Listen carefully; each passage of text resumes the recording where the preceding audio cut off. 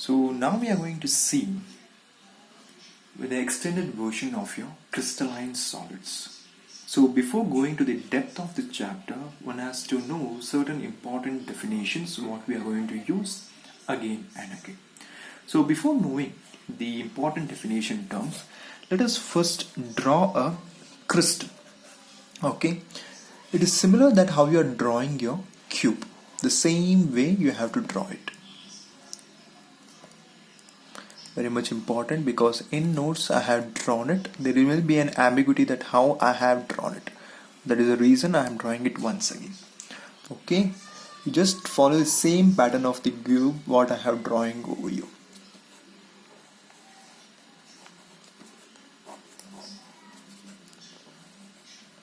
Okay, just similar like a cube, and this way. So we have drawn a cube. Next you have to just draw a plane. See in between of it. Able to see like this. Extend it till the bottom. Yeah. Here also you have to just take it till here. You have to stop. Then join this. This is one plane.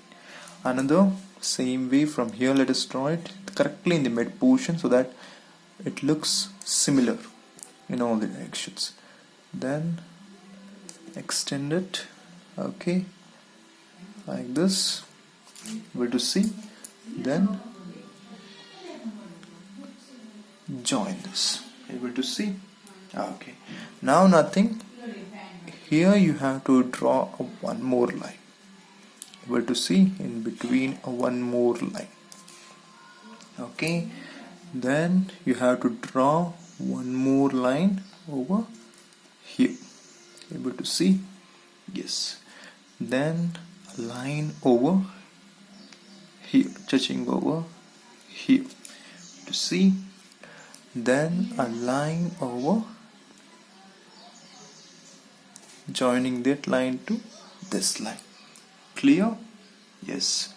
So next, from here you have to draw a line, a straight line. Just to follow a straight line touching over you. Clear? Then a last final line from here to here. So this is the way of drawing your crystal. I hope so it is clear. Yeah, one more line from here to here. Step by step, if you just follow it, you will come to know that how you have to draw this crystal. Now taking this crystal, now we are going to define some of the important definition or some of the important terms. So first and the foremost thing, let me define the term called as of your crystal lattice.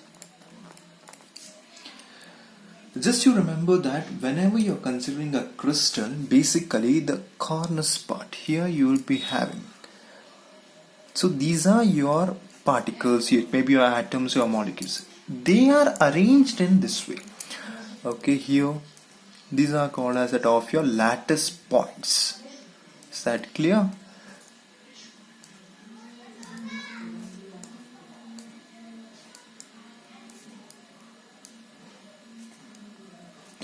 All the intersection of your lines, you are having your lattice points. So these are lattice points, but nothing. They are the atoms or basically these are the atoms or molecules which has been bonded. Whatever the line we are seeing, these are all the bonds, and just a mere representation we have taken for better understanding. So crystal lattice means, I'll just give an example. This is an example of your crystal lattice. Overall, the structure is a crystal lattice. Then how can you just define it? We know that a cube is a 3D object. So how can you define a crystal lattice? A regular 3D arrangement of these lattice points in a space. 3D arrangement of the lattice points, or just merely we can say for a while, the 3D arrangement of the points in a space is called as what? A crystal lattice. 3D arrangement of the points in a space is called as crystal lattice. Then what you can see, the next aspect is, as I mentioned, the lattice point or a lattice site. So each point in the crystal lattice, whatever the points you can see, alva, each points in the lattice, this is called as that of your lattice points or the lattice site. The most important thing I have to just deal with it is called as that of your unit cell. Remember, it is the smallest portion. It is the smallest portion of a crystal lattice. From this part, the smallest portion of a crystal lattice, which is when repeated in a different direction, generates your entire lattice. For example, if I consider this is the smallest part, this is my smallest part, one cube I am taking within this cube itself, this part. Able to see? Yes. So this represents my one part. Okay. This is my one unit cell, the smallest part of a crystal lattice. So when I am arranging it in a 3D dimensions, what I am getting? The entire crystal lattice. So the smallest portion of a crystal lattice, which is repeated in all the directions. Alva, the smallest part, this is my smallest part of a crystal lattice. When it is repeated in all the directions, gives us the entire crystal. Let me give you an example with respect to your demonstration. So let us consider, you can just see, this I have taken as my sugar crystal. Okay, overall, let us consider this one as this crystal lattice. Okay, this is a crystal lattice. So in this crystal lattice, I have to say, remember I have taken an example of a sugar crystal it is, okay, just for a mere explanation. So this is a crystal lattice. So in this, if I want to say which is your unit cell, let us take a small bit of your sugar. Able to see this? Sugar. Able to see? A small crystal of a sugar. So if this is considered as a unit cell, if I am arranging these sugar in all the directions, for example, if I am going to arrange it, taking this small unit cell, if I am going to arrange in all the directions, what happens? It will be resulting in this crystal lattice. So in this crystal lattice, this part is the smallest unit, which will be called as what? Unit cell. Able to understand? So if I consider this one as my crystal lattice, the smallest part is what over here? The small sugars, what we have obtained from the shops. If this small unit cell is arranged in all the directions, what it will be giving you? The entire crystal lattice. So that is called as what? As a unit cell. Is that clear? I hope it is clear. Okay. The next important thing we have to see with respect to the parameters which we are going to define a unit cell particularly. Okay. So whenever we are seeing a unit cell, if this I consider as simple cube of a crystal lattice in this way,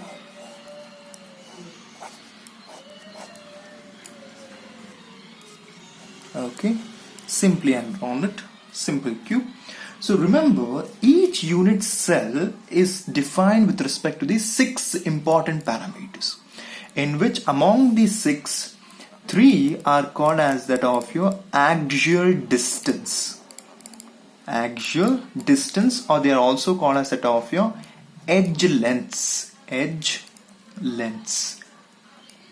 Edge lengths. And other 3 are called as that of your axial angles. Let us see now how it is. So here the 3 axial distances are given by the terms of A, B and C, whereas the axial angles are given with respect to alpha, beta and gamma. Okay, so let us see. So this distance, this edge length, if I consider, this is called as the edge length A. Okay, one part. Another part, this part, this is called as the edge length B. Nothing, just measuring the distance, that's it. Then one more part which has been left out, of course it is this part. So this edge length is called as that of your C. So these are called as what? Axial distance or the edge length. Remember, a unit cell can vary depending upon these 6 parameters, which we are going to see in our later videos. If the same diagram, if I'm just choosing to measure that of your axial angles, so that there should be no confusion for you. Okay. Yes. This part. So remember, the angle between that of your A and B, the angle between that of your axial distance A and the axial distance B, that is here, this is called as gamma. Okay, the angle between that of your A and B. The angle between that of your B and C, it is called as that of your alpha. The angle between that of your B and C, it is called as that of your alpha. Angle A and B is called as the gamma. Angle between B and C, it is called as that of your alpha. The angle between that of your A and C, remember A and C, it is called as that of your beta. Able to understand, alva? So depending upon, so totally there are how many parameters to define a unit cell, guys?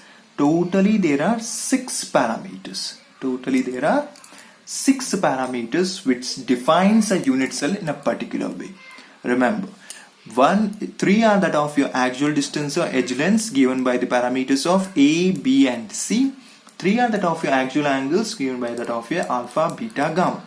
Remember, the angles are very much important because they are specific about their distance and in which angles you are measuring. Between the A and B is called as that of your gamma. Between the B and C, it is called as that of your alpha. Between the A and C, it is called as that of your beta. You can't change it. You have to use it in the same way itself.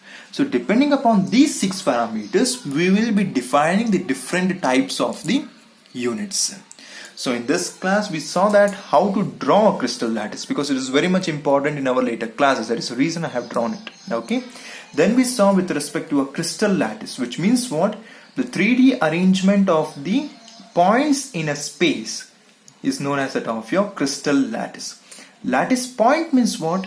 Each point in the crystal lattice is called as that of your lattice point or the lattice site. Unit cell is means what?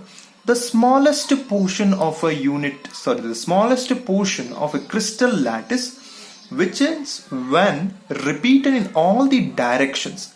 Able to see, which is repeated in all the directions, give us the entire crystal lattice. We took an example. If I consider as that of your crystal lattice, the sugar crystal, the single molecules or the single crystals of your sugar represents that of your unit cell.